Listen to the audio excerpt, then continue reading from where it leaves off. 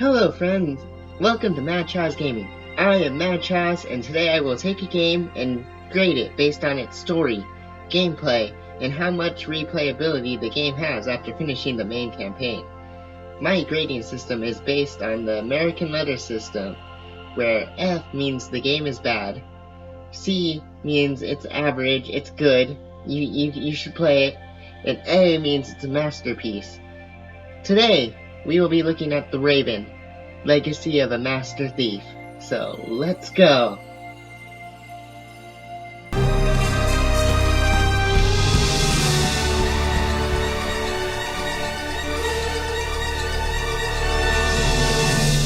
The story. This game's story is a roller coaster, so buckle up. The story was released in 3 episodic parts, each one getting you closer to the final reveal of the Raven. It starts off in a museum where the Raven steals a gem known as the Eye of the Sphinx. There are 2 eyes, and they are supposed to be shown together in Cairo. Only, the Raven has been thought to be dead for years up until this point. This new Raven does something the old one would never do and caused an explosion which injured people. With this, the stage is set. You are a Swiss constable trying to help catch the Raven. There are several main characters that appear throughout this campaign. Detective Legrand. He originally shot the Raven and is known as the guy who stopped the Raven. He is the head of the investigation. Constable Oliver. He was on duty during the first robbery of the Eye and is assisting Legrand.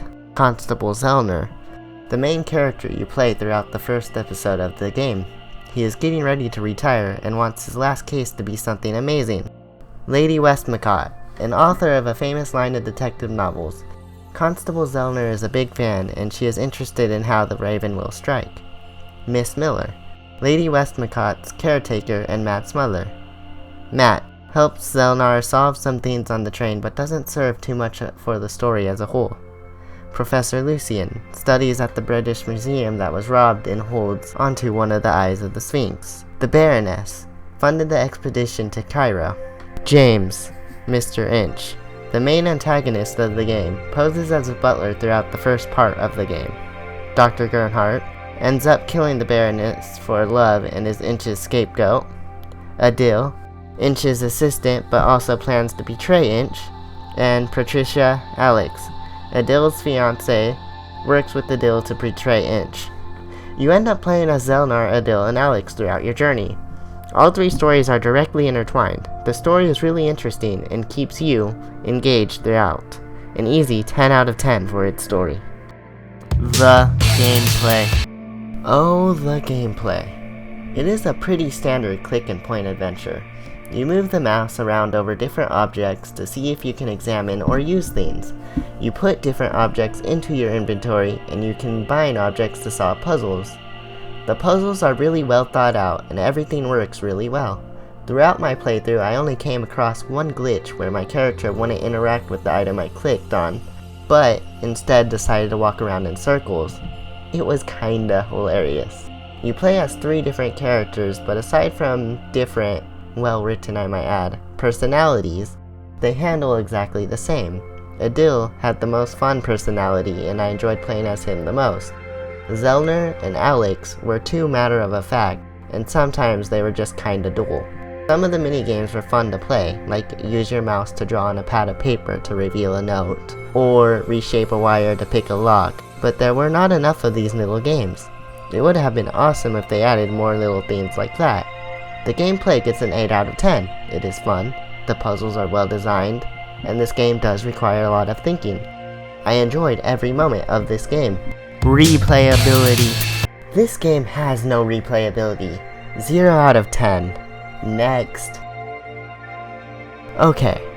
In all seriousness, there is a little bit of replayability if you are going for all the achievements, but if you know what you are doing, you can get them all in one playthrough. The story is well written, but after one playthrough all the surprises and twists lose their value.